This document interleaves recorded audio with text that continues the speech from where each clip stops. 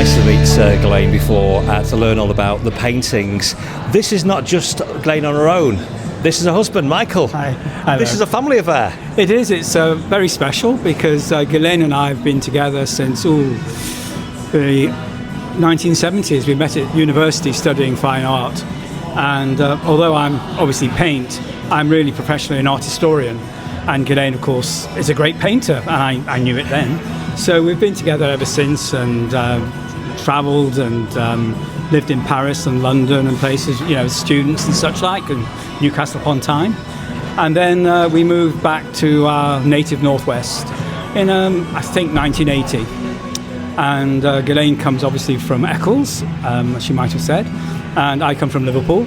So it was really that big decision as to where do you want to be.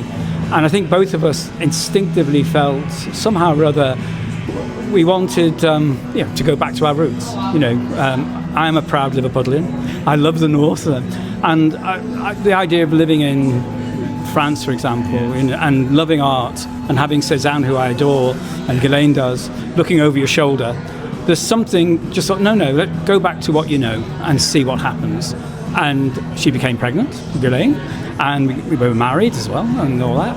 So, it's worked wonders. And ever since then, our two professions, so to speak, have sort of melded together, really. This is not a job, is it? It's a way of life. It really is. And although you've got two different types of paintings, these here are just so beautiful. They do reflect the outdoors.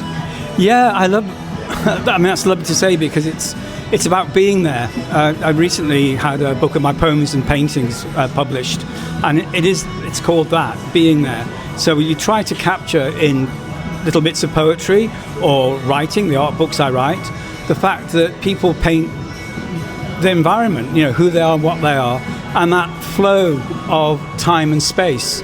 So when you're in the landscape particularly, you feel the wind, the air, the smells, the looks, the movement of the clouds.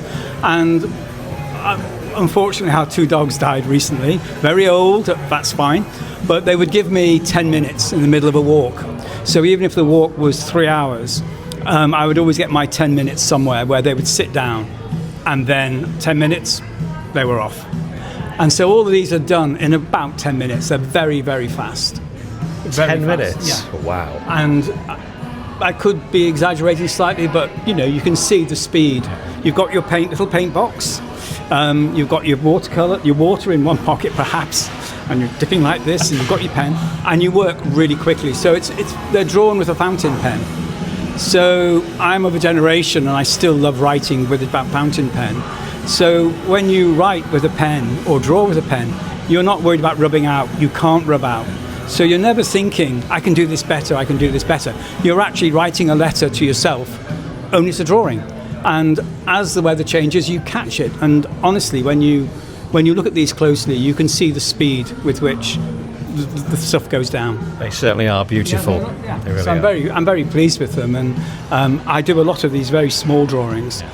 And it's odd, isn't it? It's just celebrating. It's like pocket-sized lifestyle in a pocket, isn't it? Yeah, it is. It is indeed, yeah.